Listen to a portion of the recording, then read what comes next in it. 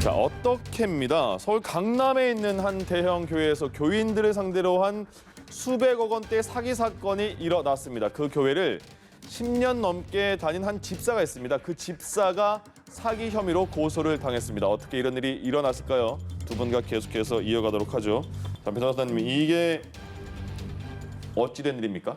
네, 그 서울 수서경찰서가 최근 60대 여성을 이제 사기 혐의로 검찰에 송치했다라고 했는데 아마도 이제 특정경제가중처벌법 위반 혐의일 것 같습니다. 왜냐하면 사기죄가 범죄 피해액이 5억 이상이면 특경법 적용이 되거든요. 네. 근데 지금 이 검찰의 이제 기소 의견으로 송치된 이 집사는 서울 역삼동의 한 교회에서 이제 집사로 10여 년부터 집사로 활동을 했고 교인들에게 돈을 투자를 받았다는 네. 거예요. 그래서 어떤 식으로 이제 이제 투자를 받냐면 하나님이 투자하라 이렇게 이제 이야기를 했다라는 거고 예. 단타 투자로 큰 돈을 벌 수 있다.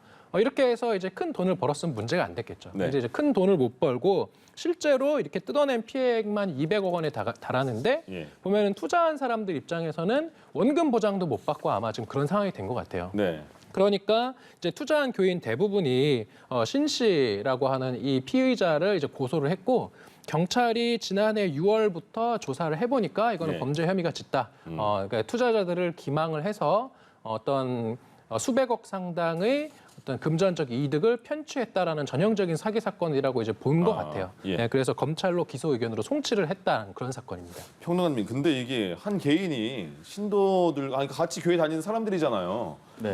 근데 어떻게 수백억 원까지 이렇게 모르게 사기를 칠 수가 있었을까요? 일단 처음에 몇몇 피해자는 10억을 맡겼더니 한 달에 이자만 220만 원을 돌려줬다라고 예. 얘기를 했으니까 처음 몇 초반에. 명은 실제로 이자를 돌려준 것처럼 보입니다. 네. 그렇게 몇 명에게 아니 돈을 맡겨놨더니 이자를 한 달에 몇백씩 준다 이렇게 얘기가 소문이 돌면 네. 아니 같이 교회 다니는 사람이고 신망이 두텁고 하면은 쉽게 돈을 맡길 수밖에 예. 없는 거예요. 그 지점을 이용했었던 것 같고 두 번째는 돈을 돌려달라고 했을 때 돌려주지 않으면서 하나님이 투자하라 하라고 했다. 날 네. 믿어야 된다. 근데 저는 뭐 독실한 신앙심을 가지고 있으면 여기까지 믿을 수 있는 사람도 있겠지만 네. 대부분 하나 더 걸립니다.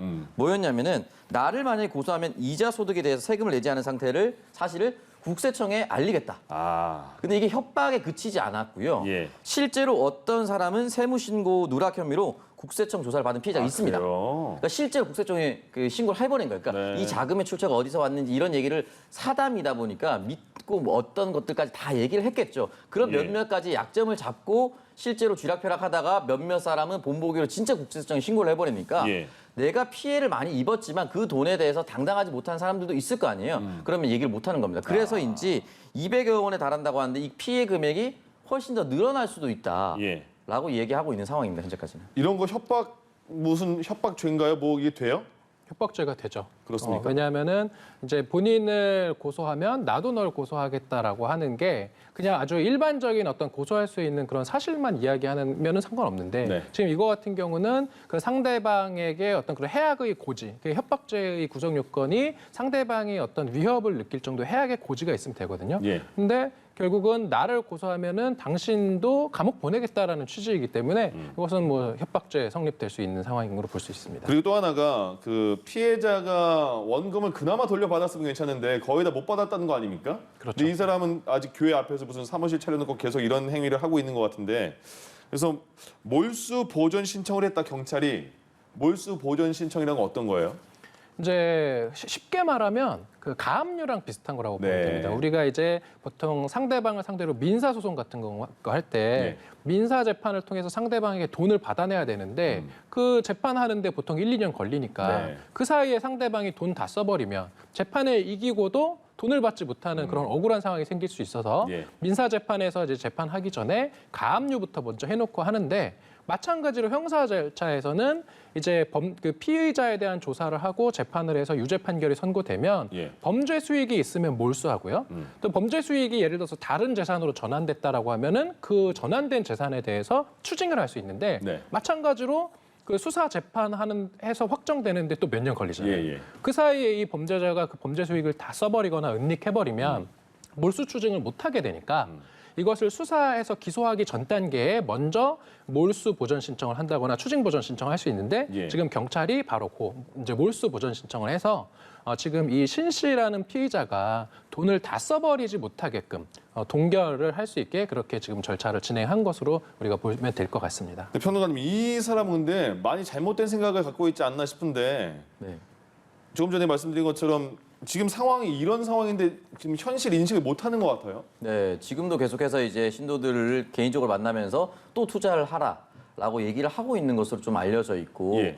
지금 이제 언론 보도되기 전까지는 해당 교회 다니는 사람들이 몰랐던 사람들도 분명히 있었을 것으로 추정합니다. 그렇다면은 지금 이 보도를 통해서 지금 알려지고 나면은 이 사람이 누굴지 저희가 적어도 신씨 정도는 얘기를 하고 있으니까 네. 해당 교회에 다니는 사람들한테는 빠르게 소문이 날 거예요. 예. 그러면 경찰이나 수사 당국에서 해당 교회에 빨리 가서 수사 협조를 요구해야 됩니다. 협조를 요구하는 것이 돈 빌려주지 말라고 얘기하는 것이 아니라 이 사람에 대해서 해당 교회 다닌 사람들은 어느 정도 알 거잖아요. 예. 우리 교회 내에서 이런 일이 발생하고 있다라고 좀 얘기를 해준다거나 예. 저희처럼 방송을 해서 추가적인 피해를 좀 막아야 된다고 봅니다.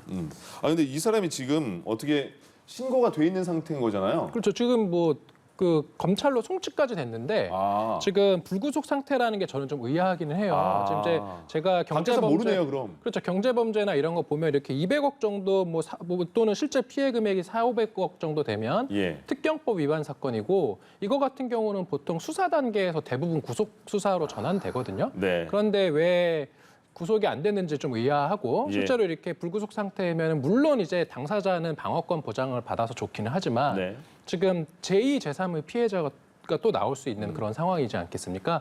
그래서 아마도 그 수사기관에서 좀 구속영장을 신청해서 구속 상태에서 이거는 통상적으로 진행돼야 되는 사건인데 예. 그렇지 않은 이유는 조금 궁금하고 예. 그 부분에 대해서는 저도 한번 돌아가서 한번 살펴보겠습니다. 아직 바깥에 이렇게 활동을 투자를 권유한다고 하니까요. 지인분들 이거 알면 빨리 이렇게 조심하라고 말씀해 주시면 좋겠습니다.